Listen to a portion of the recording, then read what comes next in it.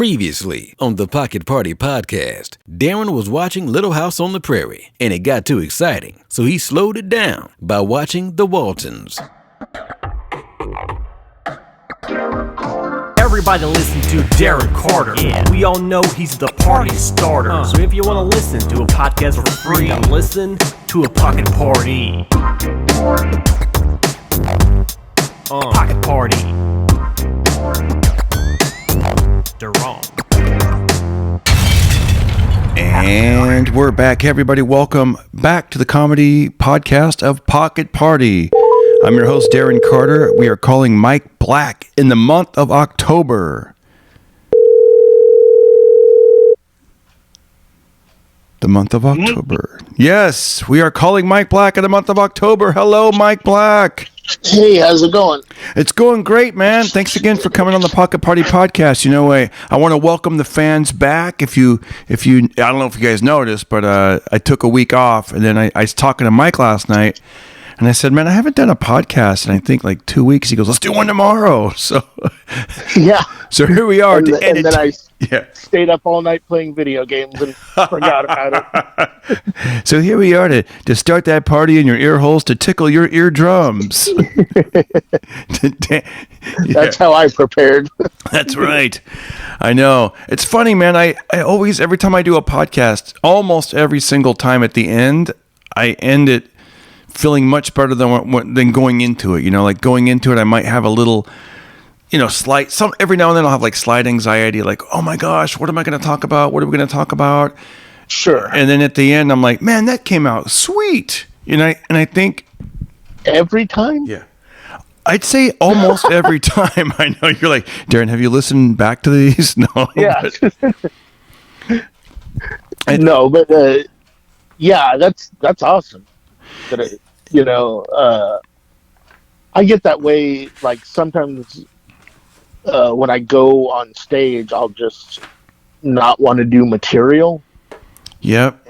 And just riff, and I'll get a little bit of anxiety about that because you think, oh, well, what if the audience doesn't want to engage with you, or what if you run out of steam to talk right while you're up there? Because this to me is a lot easier, like where there's two of you and you have someone to bounce off of. But when you're up there by yourself and it's like, oh no, I don't even remember what happened today now, Right, totally.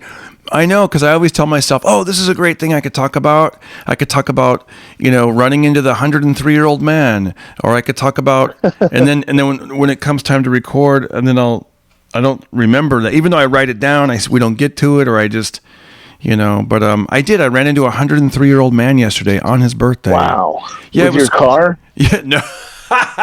Oh, that's sad, actually. But yeah, that is kind of funny. Did he just explode into dust all over the front? Like just chalk dust. No, it was cool. I was having. You kind of don't even feel bad about it under the tree. I know. Exactly. His last words, thank you. Thank you. I was miserable. He's like, exactly. I was at the smokehouse with Fraser Smith. We get together about once a week and we make these videos and I help him write jokes and it's pretty satisfying. It's very low key satisfying as a writer because it's not like I have to clock in and go somewhere and be there for 8 hours and have a headache. It's basically like we're going to have dinner. Relaxing. Setup. Fraser's gonna pick up the check so I can enjoy, like, oh, let me get chicken piccata today, oh no, let me have some of the salmon. I can always just whatever. It's all you have to do is put out. Yeah, exactly. I know it's gonna put out great jokes. Every now and then I do have that thing of like, damn, I haven't come up with enough good jokes yet. But yeah, I can't justify the Caesar salad yet. I know. Exactly. I'm like my actual meal. I know. I'm like, but it's cool, and then sometimes there'll be like 4, then we'll come up with 8, and it's great because as you know, it's cumulative. So he gets 3 great jokes. this time, and then 2 the next time, and then maybe 1, and then 4, and then next thing you know, man, in the course of a month, he's got like and he's starting to notice it, when, he got to open up for Joel McHale and Ken Jeong at the Dolby Theater, right there at the where the Academy Awards are. That was one of the biggest gigs in front of like 4,000 people. And hold on one second. I had to clear my throat, but he he doesn't want to go up there doing like his stuff from 20 years ago. So it's kind of nice, like every time he goes out there, it's like boom, fresh stuff. Like he opened up with.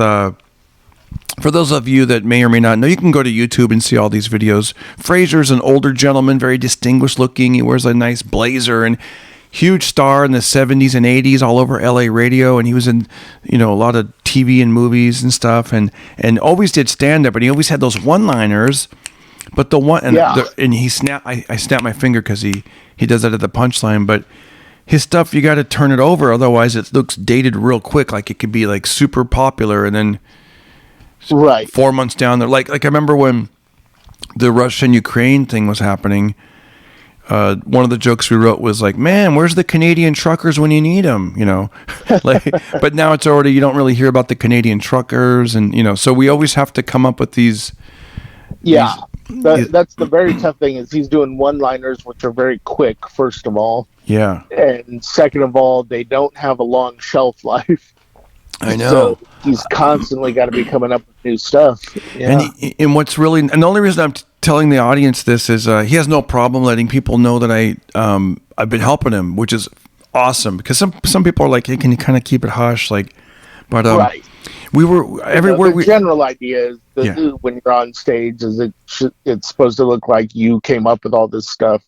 Yeah, on your own, and a lot of the guys like kind of on the spot, right? Like Chris Rock, I believe, has like writers, right? Like they helped him, shape those specials, and because it's smart, you're getting like the great minds in the game that can, like, I know back in the day, I think he had Nick DiPaolo, Richard Jenny, these, different guys. Well, and like a lot of times you'll have a good joke, but it's good to get a fresh perspective from someone else on it, where they can look at it and go, oh, you went that way, and there's all this other stuff over here that you didn't even talk about. And it's oh yeah, I could do that stuff. Yeah. So Fraser, check this out: 4,000 people, the Academy Awards. It's in the same room. It's in the Dolby Theater. It's packed. It's right there in Hollywood. And he comes out like, please welcome Fraser Smith. And he comes out, he does his opening lines like, hey, I'm not a comedian, I'm the manager at Kohl's. Boom, big laugh. We're going to have some fun up in this biatch, which looks hilarious for a guy his age to say that. And he goes, we're at the Dolby Theater, the historic Academy Awards were here not that long ago. And the crowd's like, yeah. And by the way, Will Smith, if you're out there, I'm going to keep your wife's name out of my fucking mouth. Boom, explode. I mean, everyone's just like, oh my gosh. Like this guy's just like, bam. Bam, so topical, so good. And then, he goes into his, the economy's, because some of the stuff we work at, the economy's so bad, and then we just come up with these, or I'm sweating like, and right, yeah, and then you just plug in the, the whatever's happening, James the different current events and stuff, yeah. Oh yeah, maybe that could be one. James Corden trying to get a reservation at a New York restaurant. I don't know. Do you know about that? He was banned from a restaurant for being rude or something. Right. Yeah. And then the guy retracted it. And was like, oh, he apologized or saw the error of his ways or whatever. So he's welcome back now. Oh wow. Oh, so the joke. Oh gosh. I think the whole thing was a publicity stunt. Wow. Like I think it was like the restaurant needed a little press. It was kind of like some things to me every once in a while, not everything, but some things kind of reek of professional wrestling. Like, oh boy, that resolved very nicely and conveniently. And they got a lot of press out of it. Oh yeah, we even wrote a joke about it. Like James Corden, was supposedly banned from a restaurant, and Ellen DeGeneres was like, "Hey, that's my thing." Or being rude to the staff. Hey, that's my thing. That's what it was. Yeah. Come on, guys. It's like stealing my material. I know. Here's another one I wrote for him. The McDonald's, they have the adult Happy Meal, And it comes with an adult toy. Yeah, I opened the sack. It was a McDildo. It's just so stupid. Yeah. Have you got? And then what about this? He goes, maybe you can tell which ones are the adult because they're all vibrating over the corner. Oh, I'll tell him that. He goes, I need a tag for that. And there you go. They're all vibrating on the counter. Yeah. Boy, I sat on mine. Woo, Grimace. Is that funny? I don't know. Grimace. I don't know. It was, yeah. Sometimes I'll give him a joke and I can tell he doesn't quite, either get it or want, like for the... Yeah. I'm sure he didn't grow up with the Happy Meal guy. Grimace, exactly. Like, or the gas is so expensive, gangbangers are now doing drive-by on Zoom. The Hamburglar looks a lot pervier on the box. The Hamburglar. Oh, yeah. He's got... Yeah, the Hamburglar, he's got that, and he's wearing fishnet stockings. Yeah. He's talking into a phone and breathing heavy. It's a lot weirder. Mayor McCheese is Mayor Mc... I don't know. There's something in there, but they... So, yesterday, we were at this writing session, and you know what, man? I've always just felt if I can help somebody out, like cross the street or open a door or give someone directions, I don't know, man. It's that I wouldn't even say Boy Scout because I was in the Cub Scouts, but it's that I kind of like that. I like doing it. It makes me feel good because it's like so easy and it's. You like doing good things for other people. That doesn't. Yeah, but I'm not. But it, you know what I mean. And it doesn't cost a thing. Is what I'm saying. I'm not like hey, here's $100. So you won't make anyone sandwiches or anything. But right. You'll help them across. I won't pay any money or do any real effort. But if they're like right, looking for the restroom, it's that way. So there was this gentleman, the 103-year-old man, and. By the way, if you guys want to look him up, his name is Bazooka Joe, and his last name is Italian. It's, I think it's Italian, and it's spelled like pie, Pietroforte. So Pietroforte. Bazooka Joe Pietroforte. And anyway, so I look over and I see he's wearing the hat that said like World War II veteran, and it had the leaves, the laurels. Yeah, the ceremony looking. Yeah, and it had that, and he was with two women who looked really nice. They looked really nice. They were probably, I don't know what age they were, but they were older, and one was older for their age. They were like really nice ones, elegant looking. Yeah, one was very attractive looking. Probably had like some work done. I mean, maybe they both did. I don't know, but the one I could tell she was probably in. I mean, I hate to say a woman's age, but I'm gonna guess in her 80s. I don't know. I have no idea, but she looked like she was having a hard time getting out of that sunken leather booth. Like with the right. Yeah. Yeah. She was kind of pushing, and I was like, I told Fraser, hold on, let me help her, and he thought it was like a real emergency. He goes, help who? And I go, well, it's not that. No, I mean, just I'm going to help her just get out of the booth. Right, yeah. So I walked over, and it felt great, dude, because I've been doing my push-ups. Clear, I know, right? I've been doing my push-up and my pull-ups and feeling all strong. So I go, hi, can I help? Can I give you a little hand? And she goes, oh, would you, dear? And it was great. I just held my both hands out, and I helped her, but, she still did the work. I didn't want to, just yank her out of the booth, And yeah, that would be insane. Yeah, that'd be insane, right? Like just pull her arm out of the socket. Why?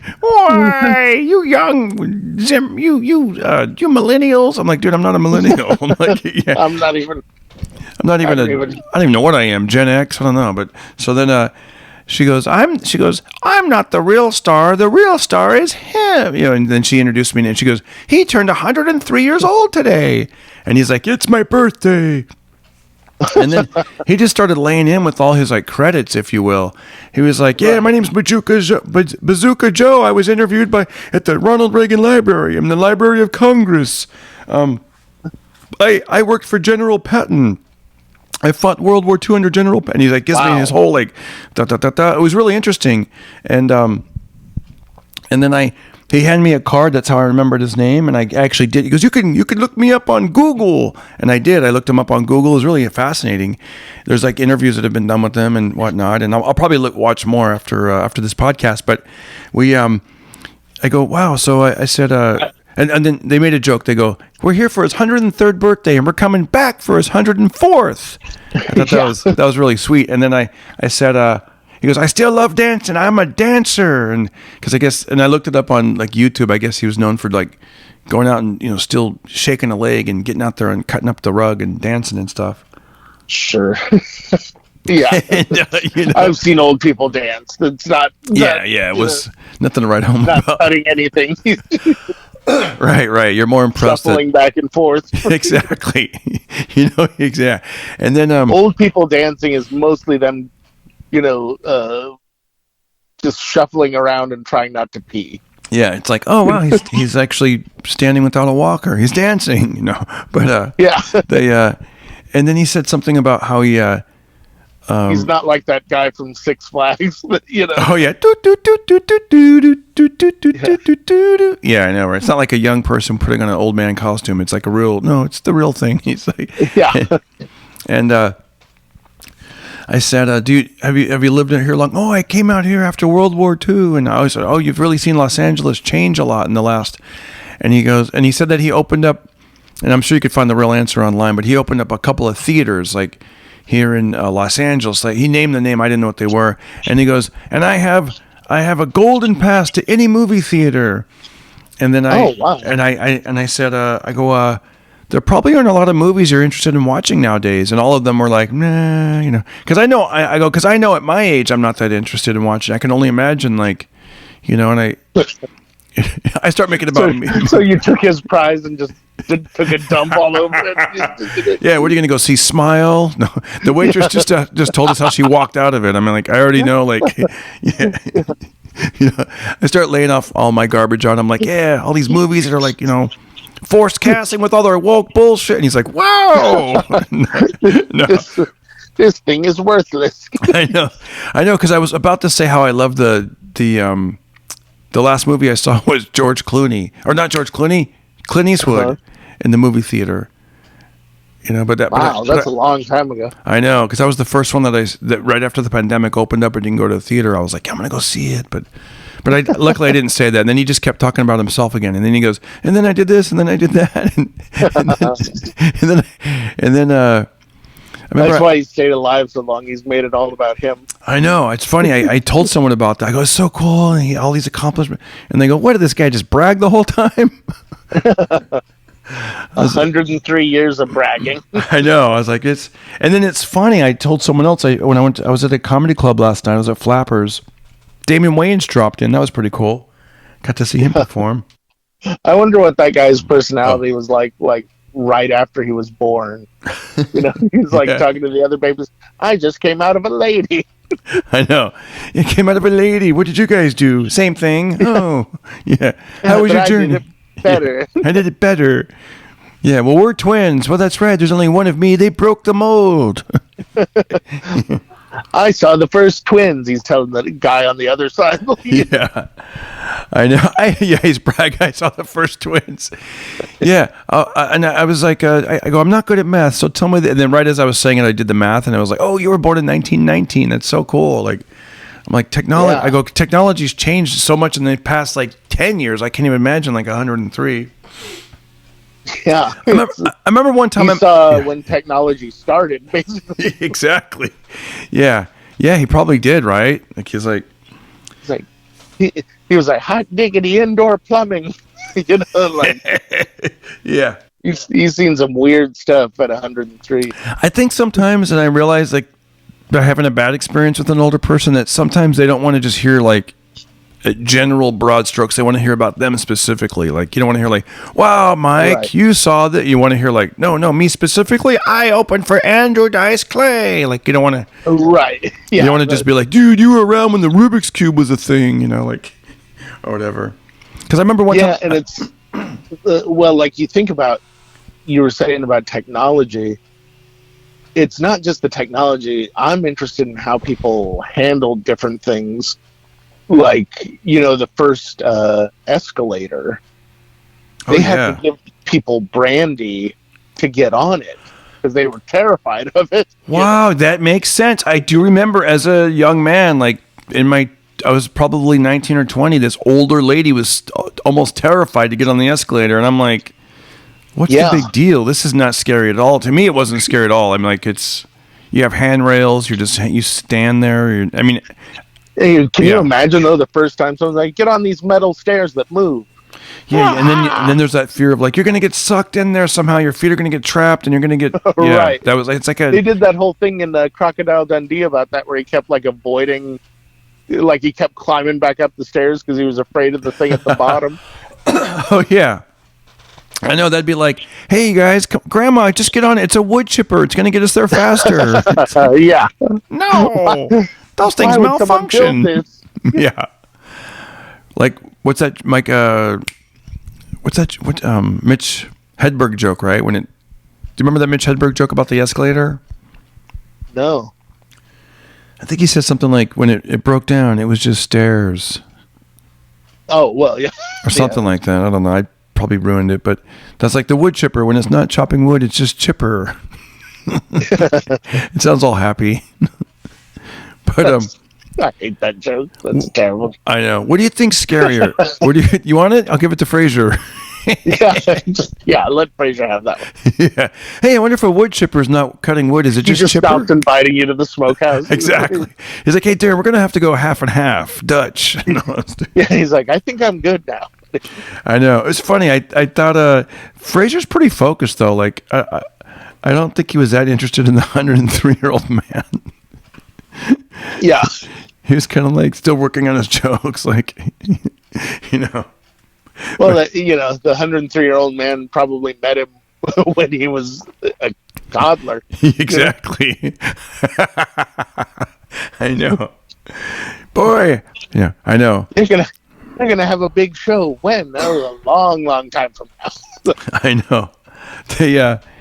That was one of my highlights yesterday. I would say that was a highlight, meeting a man. But I was going to say also, I remember I met a lady that was 109 years old, and I was asking her questions, and she seemed very irritated, But I was just so curious. I wish you'd shut up. I know, exactly. I'm tired of people's questions. Yeah, because if now she'd probably be, if I were to guess, she'd probably be like 125 or something.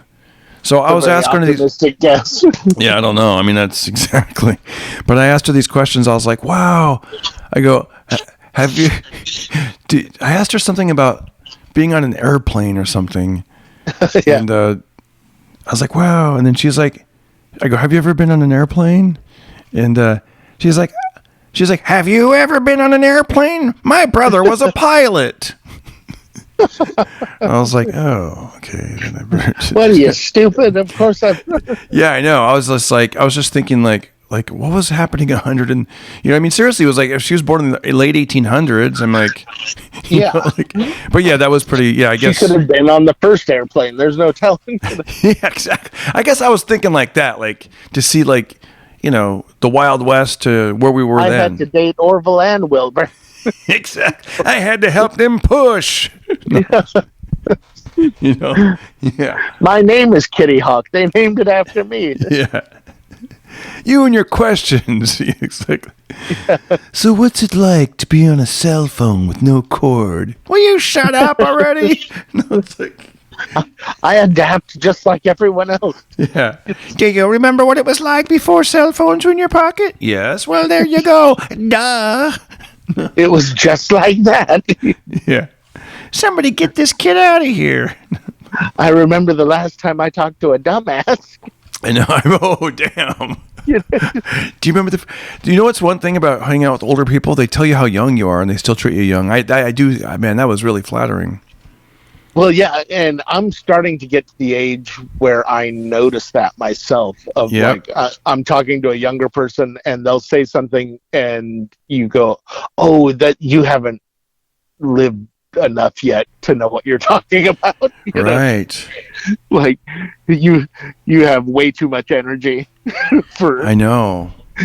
Why don't you just do this, this, and this? Because I don't have a battery. Fueling me, Oh, I saw a funny thing online the other day. Somebody said, if 50's the new 40 and 40's the new 30. And then the punchline was, and 9 p.m. is the new midnight. Right, yeah. Or something like that. I was like, yeah. Yeah. You're still keeping your late hours though. Yeah, generally I feel like I pay for it a little bit more. Yeah. You know, the next day I sleep a lot more, you know. Yeah, I saw a comedian online, John Heffron, he did some joke where talking about people over 50 or whatever, maybe it was over 40. He's like, it might have been people over 50 about how they get up early or go to bed late. He goes, because we realized that everything you do at 1 a.m., you can also do at 4 p.m. or whatever he said. Right. And the old crowd was like, yeah. I was like, oh. But there is it's true. Yeah. I did notice a few things, like, I'm sorry, not a few things, but a few years ago, a guy gave me some advice. He was hanging out with the producer, and the producer told him, he said, nothing good happens after midnight. And not only in like life and crime and all that crap, I'm talking about, like, he goes, even in like the comedy club situation. And I thought, I mean, to a point, I mean, I can see an argument against that, but then I was thinking, at that time when he said that, I did notice, like, Whitney Cummings and a few other like big comedians that sell out theaters. I'm like, yeah, they're usually not at these clubs past midnight. They do their set, they chat for a bit, and then they're gone. And yeah. I'm like, and when he said that, I think it was like we were hanging out till 1 a.m. And I'm like, you know what? He's kind of right, because it's mostly people that are nursing. Yeah, you're not seeing a lot of managers come in and sign people, you know. Yeah, I mean, I'm not saying you can't midnight, do that, and it's, you know, every now and then, but it's mostly, if a comedian's being honest with himself, it's mostly people nursing their drinks and just shooting the shit, and which is fine. But if you're looking at it from a productive standpoint, it's kind of like, yeah. If you look at like a long-term career sort of thing and how much it benefits you, it's not a whole lot. You know? Right? Yeah. I know, and this is coming from a guy who loves to do that, you know, like, and I have to tell myself, like, okay, I get to go home, and, you know. I love hanging out late at night, and I love because also the audience is a little more loose. Yeah, most of the time they can be kind of tight, and they can be. A lot of times they get that Sunday vibe of like, oh, I got work tomorrow, and blah blah blah. You know. Yeah. So it can be challenging, but I kind of like that challenge. But I think there's just as much of a challenge playing in the daylight, you know. Yeah, because that's another thing I do. I do like when I'm fully rested. I don't want to be, you know, having 3 hours of sleep. It's hard, you know, like, but when I'm fully rested, like if I've had like at least 6, maybe 7 hours of sleep. Like yesterday I went out to Griffith Park, and it was great, man. I think I was out there at like 11:30 or something like that, 12 noon. It was great. There was like hardly anybody there. There was plenty of parking.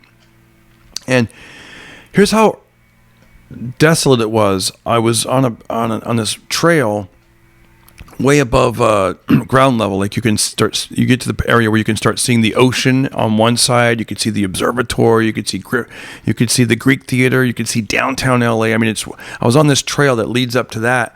And as I turn the curve, boom, 2 deer. I see 2 deer right there in the path. And I filmed it. If you guys want to see it, it's on my Instagram and also on my YouTube channel. But it was almost startling because I've seen deer there before a lot. Like usually they're down, you know, on the golf course. You'll see them like, you know, in the open meadow areas. But it just startled me a little bit because I was like listening to like a podcast, and I come around the corner, boom, they're right there, like 8 car lengths away. I'm like, whoa. And then, you know, I was pretty sure they weren't going to come charging at me, but you just never know. It is wildlife. And most of the time they do leap up and run away and stuff, but they actually stayed there long enough for me to take my phone out and hit pause and then start recording them. And it was really cool. Like that's something you're not going to most likely see when there's, you know, later in the day when there's more foot traffic and bicyclists and, you know, that kind of thing. That reminded me of a thing that I was talking to Kaylee Lee, the accompanist at the store, or one of the accompanists at the store, and really, really funny lady. And she was recently wed, and she was telling me, I was like, have you guys gone on a honeymoon yet? And she goes, no, we have a few different ideas depending on what our budget is, and we're kind of wanting to save up for. I was like, well, what's the big one that you guys would really like to do? And she's like, Alaska. Ooh. And I was like, why?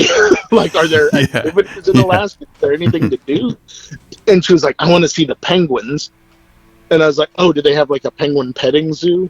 And she's like, no. I was like, well, can you like catch a penguin or something? And she was like, no. She was like, the travel agent said the best they could do is to put you in an area where the penguins don't mind that you're there. Oh, wow. I was like, so that's the best Alaska has to offer, is they can put you in a place where the penguins are indifferent to you. They're like, nah. Yeah. You don't get to take pictures with them or anything. They're just like, the humans can stay. You know, we're okay with people being here. That's funny. I've been to Alaska twice. Have you been yet? I have, and I enjoyed it. But I was in like a cabin. It was in like one of the cities, like not city, like town, I guess. I went with Steve Simone. Oh, cool. What hilarious Steve Simone. Did you go to like Fairbanks or Anchorage? I believe it was Anchorage. It was a long time ago. The first time I went to Anchorage, and it was I remember flying from LAX to Salt Lake City, changing airlines, and then landing right there in Anchorage. And to me, it looked like, at least where we were at, that my first impression was not what I expected. I expected like what, penguins, moose, snow, like all right. that, like, and it was very kind of it was like a metropolitan. Like I remember there was a coffee shop and they had like espressos and mochas and lattes, and I was like, this is kind of like LA still in a sense, like that, at least that part of it. Like my first impression, the first like hour that I was there. And then then I got to see more of it, and I'm like, oh my gosh! Like you're greeted by a giant polar bear, like in the airport, that's in a glass case, and and yeah, to me it reminded me a lot of Colorado, where I'm from, and it was just a lot of like, I'd been living in LA so long that I was like, oh, I forgot you have to wear like special shoes for the snow sometimes. Oh yeah, and different kind of winter gear. And it just kind of reminded me of that. And the most peculiar thing that happened was getting offered, and I don't think either of us, maybe Steve took him up on it. In fact, now I remember he did. They offered us reindeer sausage. Oh, dude, I was just going to say that. And I was like, I'm not into it. I'm not wild about sausage to begin with, but I definitely didn't want reindeer sausage. That's so funny you said that. That was my next. Yeah, we at a diner they offered reindeer sausage. Yeah, and then, but of course, Steve Simone being Steve Simone, one of the sweetest guys in the world. The next day, someone pointed out reindeer to us, like actual living reindeer, and he felt terrible about having the sausage. And that's where him and Joe Rogan part ways. Right, yeah. Joe's like, no, it's lean meat. You hunt it. You got to, Yeah, he didn't try and wrestle the reindeer or anything like that. No, because these deers, they kill, motor vehicle. You're doing a good thing, Steve. No, yeah. Yeah, it was interesting that the Anchorage experience was like a little bit more city. And then the next time I went to Fairbanks. And from Fairbanks, we went out and did like a one-nighter in a small town, and that was where you really get to see like the countryside. And you go past this town called North Pole, and it's decorated like Christmas, and and then you're along I think the Delta or something, or maybe it's called Delta. And I just remember like these flowing rivers, and like just man, it was wild, like that. It wasn't snowy at that time, but it was. You could tell it was gonna get cold, but not crazy cold. And you could see like there's moose that just go out in people's neighborhoods and they wander around. And the thing that I remember the most, how quiet it was. You don't hear, even like right now as we're talking, I hear a leaf blower outside the window. And then I'm sure if that was not blowing, you and if I were to be quiet, you'd probably hear a siren, or maybe I'd hear like the freeway noise in the background. Very LA sound, someone yelling about, tamales or something like that. Right. You know. Up there, you don't realize like how much noise we constantly hear, but it's just in the background. We don't notice it as much. Yeah, and I don't know about you, but I've gotten to the point where it's harder to sleep without noise. Mm-hmm. Like if you go on the road and you're in a hotel and it's like quiet, it's like, I don't know, my brain isn't ready for that now. That's so funny you say that. I do. I like to sometimes throw on like a podcast or something kind of soothing, no crazy sound effects, And by the way, if you guys listen to this podcast when you sleep, I'm okay with it. It's not like I'm offended. Like, we sleep to you guys with your soothing, boring I'm a topics. Little offended. Yeah. We wake up with Mike Black because he's the funny one, but Darren just, Yeah. There was a 103-year-old man. Well, part of the mistake I made last night was I watched Fluffy's special, Gabriel Iglesias, from the Dodger Stadium. Oh, have you watched that yet? I have not seen it. It is like 2 hours, but it's pretty dope. Like, to see someone play a place that big, and like halfway through he gets distracted. Like, I can't even imagine this level of success, but he gets distracted because the blimp is flying overhead with his face on it. Wow. I was going to say one of those days I was hiking out there, I saw the blimp, and it was like, Fluffy, Dodger Stadium, Fluffy.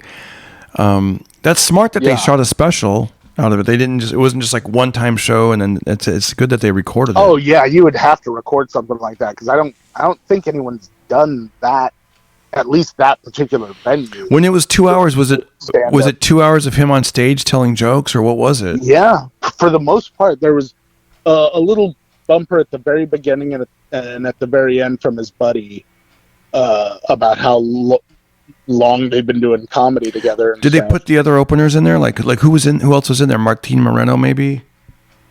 Well, yeah, he's the one who tells the story at the beginning. They don't show anyone else's stand-up, but he tells like a quick story about Fluffy, and then they go right into the special. Wow. And it's him on stage for just about 2 hours. And he told some really interesting stuff about his life and about the pandemic, and what it was like getting from where he started to where he is now and everything. It was a really solid special. He's one of those guys that I never like deep dived into. I've watched like a few appearances on shows and maybe one or two of his specials. Yeah. But I never really got like super, super into it. But I remember I forget where I was. Oh no, I remember now, because it was during the Comedy Central comedy festival that was going on in LA. I was watching Arsenio Hall taping interviews, and he came to that. He was one of those surprise guests of that. Oh. And he was like, "Oh, I have a sold out show at Dodger Stadium tomorrow." And all the comics in the room were like, "What?" How does anyone do that? It's like, I knew he was popular, but holy crap, Yeah. And so I thought, well, that's a cool way to cap off the comedy festival, and I didn't think much else of it. And then I was looking through Netflix, and it suggested that, and I was like, oh, this is that. This is the thing they were talking about. And so you're like, let me watch it. Yeah, really interested in seeing how it did. The only gripe I had was not about his performance at all, but the audio of the audience was terrible. Like, you're in a stadium like that, and like you could tell they put some money into that special, like to get it done and to get everything done right on it. And nobody thought to mic the audience. Yeah, man, that's the number one. Like they're next door. you know. Yeah, and they literally are at that point, but like have a few mics on the audience, or fake it somehow, get some laughter, and then like like pump up the volume on the laughs or something, right? Right, Like something and you where could tell they were laughing, but it was like dude, and that's our pet peeve as comedians. It's really hard, not hard, but it's great when you can get a clear sound of your performance and a clear sound of them laughing, because it is the bane of my existence. I've been trying to get a tape. So, there are a lot of the places I play, like the Comedy Store, you can like record your set for your own personal use, like to learn from and stuff, but you're not supposed to like make a special out of it or anything like that, or use it as like a tape to submit to other venues or whatever.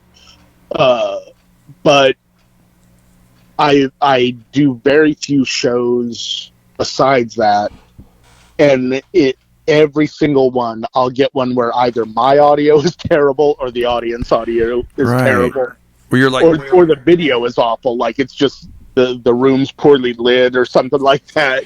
I know, it's like, I mean, it is. Everyone just send a tape to so and so, or just send a tape to this.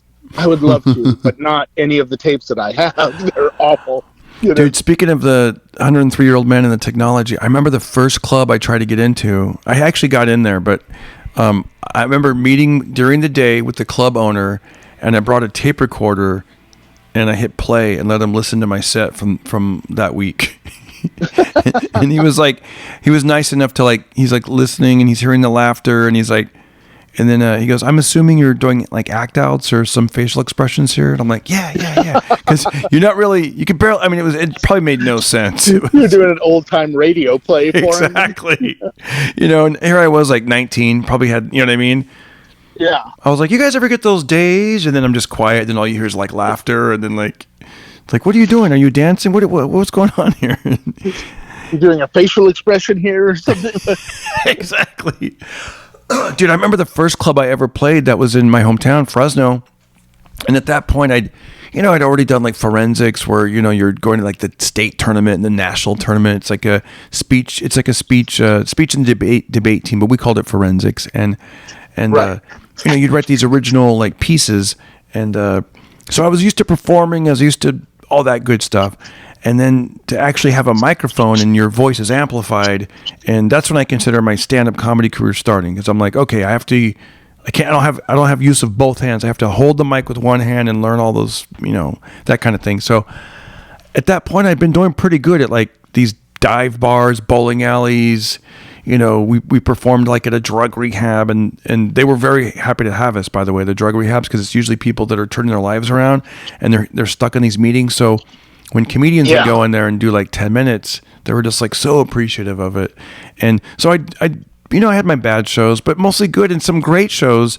Even I did the college. I performed at Fresno State inside the bar on campus called The Bucket. And I remember that's the first time I got like roaring like applause, because I did this bit where I'd go like, do you like to drink beer? I mean, really like to drink beer. And the crowd's like, yeah. So when I got this opportunity to perform at the Real Comedy Club in town, which now looking back, it's kind of like a B room, but to me it was like an A room. It was like a real comedy club, and the comedians that performed there, like Bobby Slayton, or just these big comics that were, from LA. They would come in from LA, perform, and, Friday, Saturday, and then go back. And I got to do 5 minutes. And I remember, dude, I bombed, man. I bombed. My first time in a real comedy club, I bombed. The crowd was, this is my mindset. This is, I was probably 19 or 20. I know I was underage. And the audience, I felt, was like, I thought they were all old. Like it's so funny. They were 30 and above, which was, to me, was old. Because they all had like those Tommy Bahama shirts and like that style that was, you know what I mean? Just picture, it was like that. It was like 1989, 1990, and then that kind of vibe, like everyone sort of looked like Rush Limbaugh or whatever. Like that was the crowd, that look, and they all, that was the vibe. I mean, the club owner also, I think he owned a car dealership, and then he was, one time I reached him and they said he was at the golf course, like he was big in the golf. I mean, it was just a whole vibe, and I wasn't it, dude. I went out there and I just ate it, man. For 5 minutes, I probably talked way too fast. All the things you could do wrong, and it's not your crowd. Not my crowd at all. I remember doing jokes like the MC was hilarious. He was like. He did some joke about air flying or something, like in the little black box and whatever, and the crowd's like, yeah. And then my wife's divorced, and I couldn't stay. Oh yeah, what do you say? He goes, yeah, I got my ex-wife, otherwise known as plaintiff, and they're like, yeah. And then I go up there and I'm like, you guys ever make a prank phone call and your mom's behind you and you're all busted, And they're just like crickets. And then I remember I did like some Michael Jackson impression, and they hated they weren't into any of my shit. And I remember like the feature act was a guy who did voiceover for the G.I. Joe cartoons and like other things. And his whole shtick was he wore a trench coat and he smoked. And so when the headliner was on, and the headliner was Steve Odenkirk. Oh, okay. Steve Odenkirk, who went on to, I think, write and direct Pet Detective and all these Jim Carrey movies. Yeah, Kung Fu Hustle. Right. So you know more than I would know, but like the feature was back there smoking, and I remember he didn't look at me. He was looking straight ahead, just like in a movie, and he's smoking. He draws in the cigarette and he goes, "Do you know where you lost him, kid?" And I'm like, "Where?" And then he just like laid into me, but he was probably being helpful, but he was like sort of like, you talked too fast. You weren't waiting for a laugh. You weren't relatable. He just went on, blah, blah, blah, blah, blah. But it was, hey, I kind of needed to hear it. And so I lost him at every turn, is what. At every turn, yeah, exactly. I probably cursed way too much. I probably said fuck right out the gate. Just the whole thing. I was probably just annoying to them. And yeah, dude, it was so hard on me because I wanted to be a comedian for like most of my, life. I would say, like at least starting in 8th grade. And to actually hit a comedy club and then like bomb like that, dude. I remember I couldn't even. I stayed in bed most of the day. Like the next day, I was like, man, this is like my dream, and it ain't gonna happen. Like it was so like, And well, that's how you learn. You didn't know that then, but you're not for everybody. Nobody is. That's why they have more than one flavor at Baskin-Robbins, Right. And it's tough to realize that, like, especially, like, if it's been a lifelong dream to do it, because nobody shows you that part of it. Like any of the people that you grew up admiring, they don't televise them bombing for the most part. Right. So it's very rare that you get to see, this person that I love is not someone else's cup of tea, Right. I was kind of lucky that me and my dad got along through comedy the way most fathers and sons get along through sports. So we watched a lot of comedy together, but over time, I started to notice that we have a big overlap. I would say probably about 85% of stuff that we both think is funny. Oh, cool. But then there's stuff that like I really liked that he just hated, Yeah. And I remember like silly. He's not big on silly. So like when Howie Mandel came on the scene, he was like, I don't like Howie Mandel. And Martin Short was another one that I thought everything Martin Short did was hilarious. My dad was like, well, what an annoying butthole, Isn't Steve Martin the shit with that arrow through his head? Yeah, he was not a fan of Steve Martin. Didn't like Bill Murray, a lot of stuff like that. But what was funny is like he liked a lot of their influences, like people that they had grown up finding funny, and so I thought that was interesting. But because of that, that taught me very early on. I was like, oh, there are going to be some great people out there that are wonderful people, but they're not going to find you funny at all, and they're going to wish you would just go away. Right. Yeah. The best advice, if there's anyone listening that is an up and coming comedian, you get back on the horse. That's what I did. I said, you know what? let me learn from my mistakes, actually make a set list and figure out what I could do to make it better, you know, and just do it. Just get out there. Then also bombing is not failing. Right. Never getting up again is failing. Yeah. You know? You know what? And start where you're loved, you know, start where you feel the love. Like, go to the rooms that you do well in, and it can boost your confidence, that can make you feel almost bulletproof. So then when you do, you know, go to the world famous Comedy Store and the set doesn't go like you want, you're like, it's okay, because I've done 20 shows that do well, and this is just a bad night, you know, like, boom, I can fix this, you know? Yeah, the Comedy Store, like the original room, has many professional comics have said that it's the toughest room in the world. Yes. You know? So when you bomb there, it hurts, but at the same time, it's like, I also am bombing in the toughest room in the world. That's that's okay. Yeah. You know, it's like, I don't want to make a habit of it, but you know, and also I think playing rooms like that and taking a few hits like that make playing anywhere else just cake, you know. You know, when you do, did you do a lot of open mics in front of your peers? For the first year or so, yeah. But I kind of got out of doing that on purpose. Right, because to me that was another hard audience, because they've seen you guys are all still new, and you're still learning, and then. Well, and they're not really an audience; they're there to do their time, and it's really just to be on the scene and kind of networking. But anyone who's going there for like, oh, I'm going to get an honest audience reaction for my jokes, no, you're not.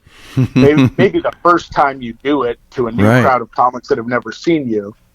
But for the most part, you're going to get a lot of guys who have their head buried in their own notebook or whatever.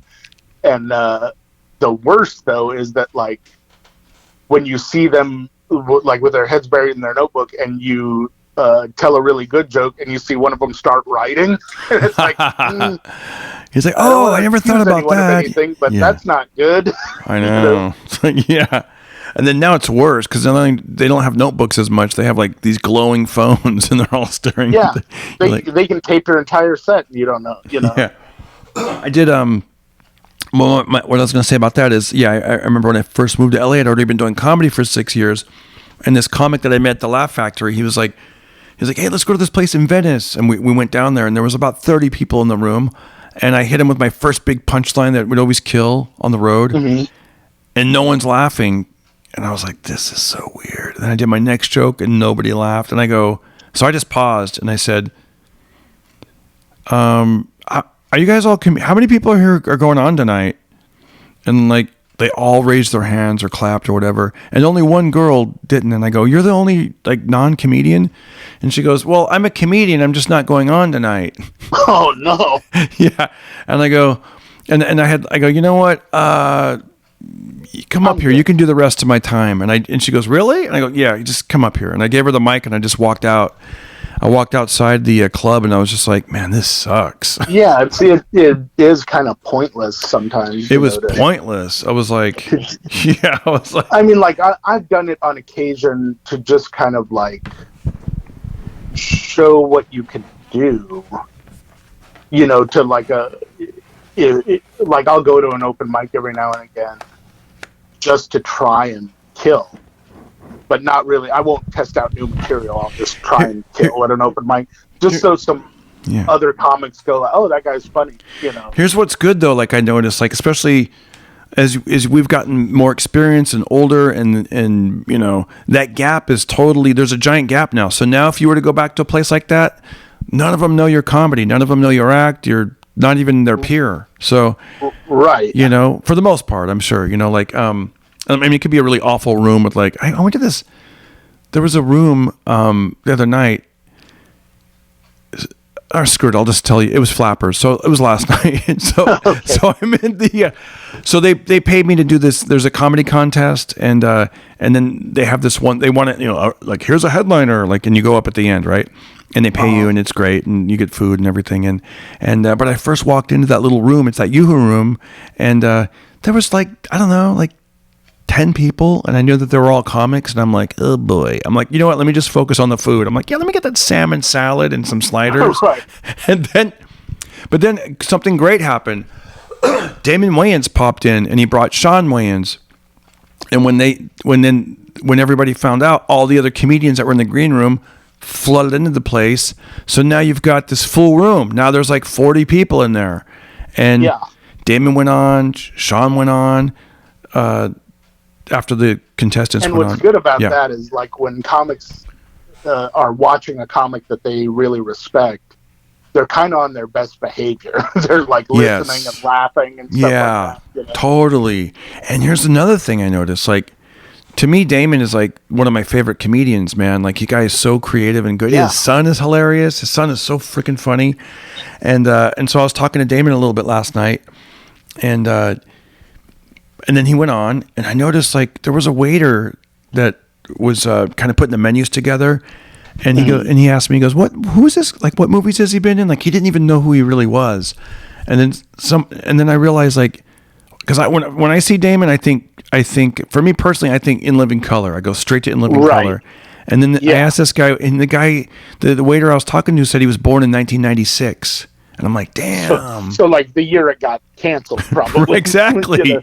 Yeah. It's wild, right? Like, famous fleeting. It goes, but he did have my wife and kids, and he's had other things, but you know. Frame of reference, I was born the year Saturday Night Live came on the air. Wow. So, yeah, time is tricky.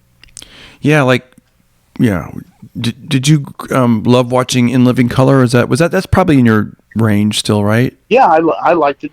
I liked it. I didn't love it. I liked him, and I liked Jim Carrey. I was kind of like, a lot of the rest of it, I was like, eh. I like David Allen Greer as well. He's very funny. Yeah, it's probably like, if you start mentioning specific people, I'll be like, oh wait, no, I like him. Oh yeah, you probably like I like Jamie Foxx too. Yeah, well, yeah. And then I like Tommy Davidson.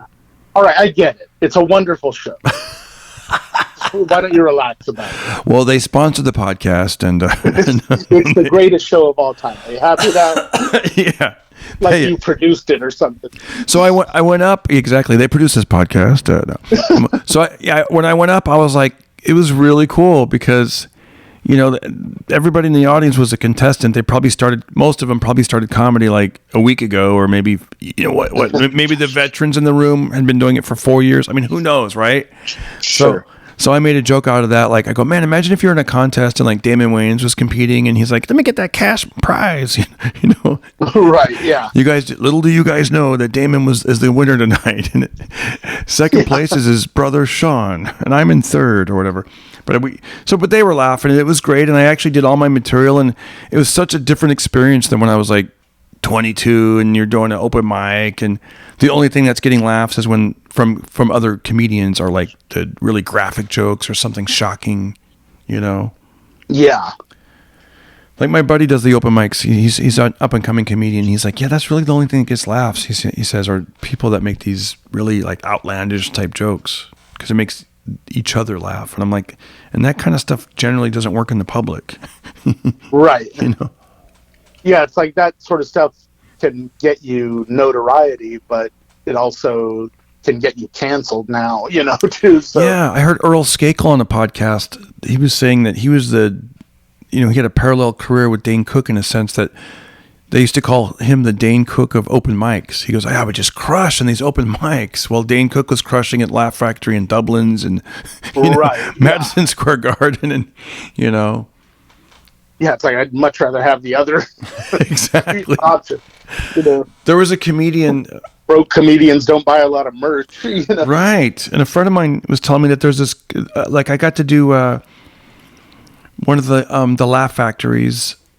Like, it was either Reno or Vegas was one of them, and I remember this feature I'd never heard of, never seen. I haven't even seen since.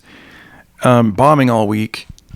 And then I was talking to my friend that does the open mics, and they go, oh, that guy kills on the Silver Lake, like, open mic circuit. Like, he's a killer. And they go, somebody probably saw him in one of those environments and, like, plugged him in. But yeah, because he didn't do well at all, like, for, like, regular audience, you know. But yeah, for like a hipster audience, he was probably great, you know, for that specific Yeah. thing, you know. Yeah, it was, and that's a weird environment too, right? What's it like when you're working, let's say there's a 3-person show and then one of them is bombing all week? Because I know what it's like to bomb and people kind of avoid you. And so I didn't want to. Yeah, if they're bombing all week, I don't know if I've experienced that. And most of the places I've done a 3-person show, they're capable enough to where if they bombed the first night, they make an adjustment and they do better the second show. Or, you know, I've had it where people will bomb, 2 out of the 6 performances or something. But it is very rare that I've seen someone bomb consistently all week. Dude, usually, if someone bombs the first night and the second night, magically someone else is there the next couple of nights. No, I had a friend that was headlining in St. Louis in a mostly urban crowd, and he's a 60-something-year-old white guy who's really monologist, really clean, clever, standing still on stage. He opens for Bill Engvall and Larry the Cable Guy and stuff. He does really these great jokes that you could, you hear on the radio, about Morton Salt, how long Morton Salt lasts for 4 years, or right, or Arm & Hammer baking soda, you pour it down the garbage disposal. And I've never once gone into someone's home and been like, wow, your house smells great. Is that your garbage disposal? It's all these these cute jokes like that. Anyways, he was in St. Louis bombing, and he said there was a high energy, really funny black feature. I don't know who the guy was, and he said that he said he was walking to the stage on one of the nights, and then somebody in the audience looked at him and goes, "Oh, this motherfucker," like that. And then he just goes up and just bombs. And he said by the third show, the manager pulled him into the office and said, "Hey, we're going to have you guys switch. You're going to feature and he's going to headline." I've had that happen, but not to me. He said it was so humiliating. He just flew home and said, "I'll just take my check and let's just plug someone else in." And as far as I know, he moved to New York City and he's doing spots over there. And who knows? I think he's still opening for people, but it's that was that was tough. Yeah, that would be a wake up call to something, to be let me not do mainstream blue collar clubs. Let me try to get in with corporates or. Yeah, I had a thing where that happened, and it kind of the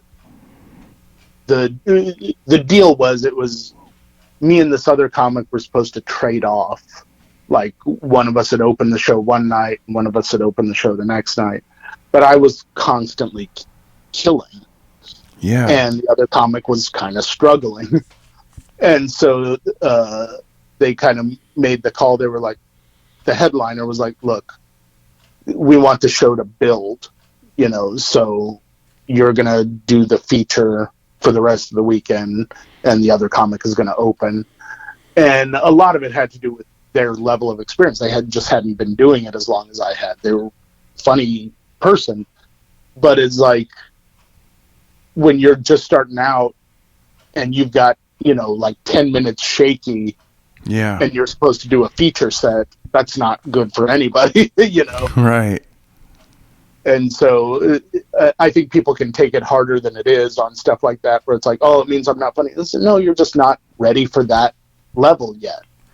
Yeah, or that particular time. I remember, I think I've told this story before. I'll keep it short. I went to Atlanta and I did an all urban club, and it was called Uptown. And I've heard some black comedians that don't want to do it. They're I'm good. And the money was so good, I couldn't believe it. I was really? So I did it. And I had pretty good shows most of the week. And there was I'm not even kidding, Mike, there was about 12 guest sets. The way they would run it is they have a lot of guest sets, 6 minutes, 5 minutes, 6 minutes, 5 minutes. And then the manager goes, "Hey D, we're going to just have you do 20 if that's okay." And I'm "Oh, perfect. 20 minutes, perfect." Cause I'm thinking I can do 20, Right. Saturday night, I got a standing ovation, man. Like there's a DJ on stage. He's hyping the crowd. I'm doing my bits. I'm throwing my hand out. And when I throw my hand out, I put my arm out there to the left. He'd hit it with like a song, like black and yellow, black and yellow. I would do these jokes. I mean, these silly, corny jokes, kind of like what I was writing for Frasier. I used to do some of those at the end of my set. And like I would say, like, hey, if you're going to get tattoos, get some flies on your shoulders, some flies on your neck, and some flies on your head. Why? You could be like, because I'm the shit. Black and yellow, black and yellow, black. Hey, can vegetarian rappers have beef? Black and yellow, black and yellow. All these little silly, quick, bam, bam, bam type jokes, right? And right. It killed the first show. Yeah. The second show started late. People have been drinking. They're already making plans for what they're going to do after the show. And right. by the way, here's the headliner, because there's all these guest sets. I went out. They were okay with me, and then I started doing this one bit that went on way too long, where I would do. When it killed, but this night it didn't, and it was where I relied way too much on the audience. It would be it's basically a takeoff of my Darren, where I try to get the crowd to like, you're going to pretend to call her on the phone. You're going to answer. You're going to say, hello. And then you're going to say, do you like trees? And then she's going to say, yes. And then you're going to say, let me give you this red wood. But I wasn't getting the right response. People weren't participating well enough. I kept getting, dude, I lost the crowd, man. And then I jump into my act. And I'm talking about, at that time, I think our son was just born. So I'm like, hey, my wife and I just, nobody gave a shit about Glendale and my Armenian baby and right. being married. And, hey, well, you stepped on a Lego and I tried not to say the F word. Yeah. I mean, all this, it was just not, no. They want to party. They want to go out. And then I got to that last part where I'm doing the silly little jokes, and they just started, I didn't get booed. Everyone just started breaking out in conversations, man. Like I was a substitute teacher. Like some people had their backs turned and they were laughing with each other. It was really, the volume raised, and I was just like, wow, I am losing it, and like, yeah. And then I remember I said goodnight, and I walked into the green room, and although the comics were there was probably about 10 of them in the green room. The moment I walked in, it got quiet. Like everyone was talking, and then he's here. And there was this pause, and I said, and I cracked the tension with like, boy, that was tough. And then everyone laughed, and then okay, good. He knows he sucked. He knows he bombed. Right. And then I think I asked them. I said, and this is back when I would sell CDs. I go, think I should try to sell CDs? And they started laughing. And then this one guy. People were like, if I were to do it, I wouldn't do it by the door. Yeah. Because people can basically tell you, they might give you, whatever. They might tell you suck on their way out or whatever. He goes, do it from the stage, man. Like if they really want something, I would not stand by that exit.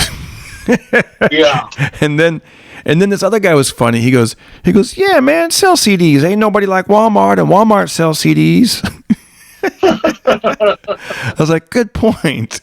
So then the MC was wrapping it up, and then they're like, and once again, exit out that door over there. And then I went back up on stage, and I grabbed the mic. Hey, if anybody wants a CD, I'm up here. And then, dude, I actually sold 2 CDs, so that was cool. That's funny. I think there was sympathy. They were buying it out of sympathy. Hey, sympathy money spends the same. Yeah. Yeah, this couple was like, they're like, we saw you in Miami. I don't know what happened tonight. I was like, yeah, I don't know either. But it's not my crowd. Yeah. Yeah, I was like, ooh. And then I remember that was actually Friday night when that happened, because I remember I made sure I was really good on Saturday, and I made sure I was really good on Sunday. And then when the guy paid me on Sunday, he goes, I remember he paid me. He goes, man, we had a pretty good week. And I go, yeah, I actually had a good time, except for I didn't really like Friday night, the late show. And then he goes, I bet your ass didn't. And then we just had to laugh at it. I'm like, yeah, you're right. It was tough, man. You got through it, Yeah, I got through it. I'm like, thank God I got through it. Then, like you said, you just keep developing more material, better stuff. You ask yourself, what can I do different? And I learned right away, okay, don't Don't. By the way, you know what? I take it back. I wasn't using Black and Yellow, I was using my own theme song. It's Darren Carter. It's Darren Carter. Which is better when people know who you are and you have fans. But if they don't know who you are, you're just some guy playing some homemade song. And it says Atlanta, where they have great musicians out there. So I remember talking to Rodney Perry. People may know Rodney Perry is a very famous comedian and actor, and he's very successful. And I called him the next day because I think he was either at that. Yeah, he might have been at that show.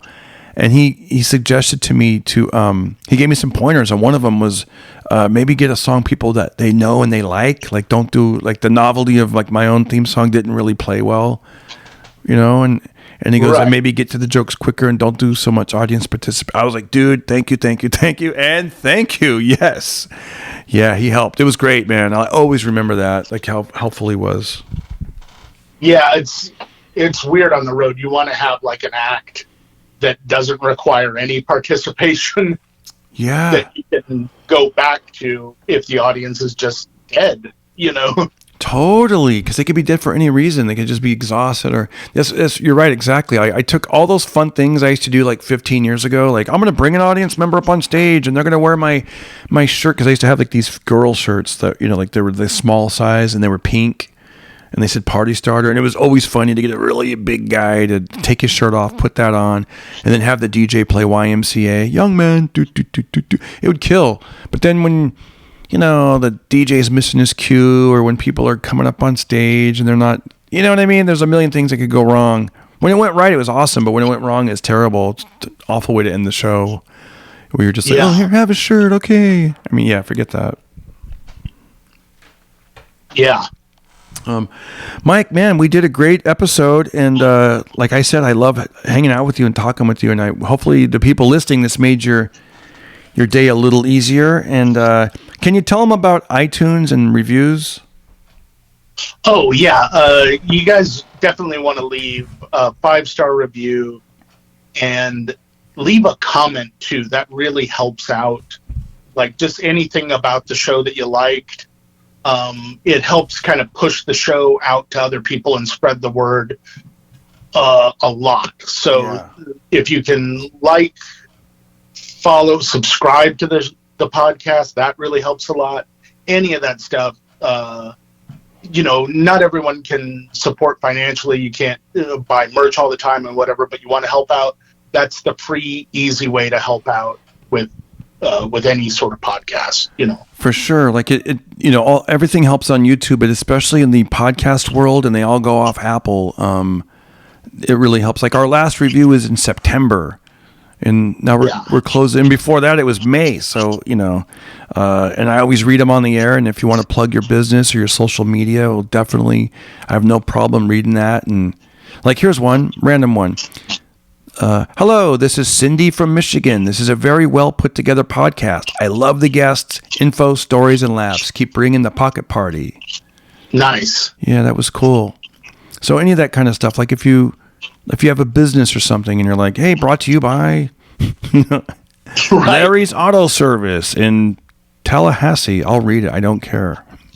You're not going to have to pay for that or anything. No, all you got to do is leave a review on Apple. Okay, I was going to read more reviews, but I can't really open this thing up. Oh, okay. Well, it's not a good thing to tell everyone. I know. Hey, this is Joshua from DC. I saw you in Iowa. Great show and great podcast. I was hoping I want to get one that has Mike mentioned. They're mentioning Brian Holtzman on this one. Was he a guest? Yeah. Love when we have Holtzman on. Morgan Friedman loves this podcast also, so should you. Yeah. Anyways, so guys, leave reviews on Apple. Most people, that'll help. Thank you. Yes. And then next week, when we talk, I'd love to do some Halloween talk. So think of some Halloween stories, and I will as well, and we'll crack up some Halloween jokes, and it'll be a very spooky episode. Good time. Yeah, baby. All right, man. Mike, thank you so much. Mike Black again, knocking it out of the park. Thank you, my friend. Anytime, brother. Have a good one. You too. Bye-bye. You as well. Well, look at you. You made it all the way through. Thank you. Hope I made your day a little bit better today. or if you're sleeping, hope you're having a nice, wonderful sleep, listening to this in the background. And check out that YouTube channel, Darren Carter, Darren Carter. And I'll see you guys soon. Have a great day. Don't hurt nobody. Be careful.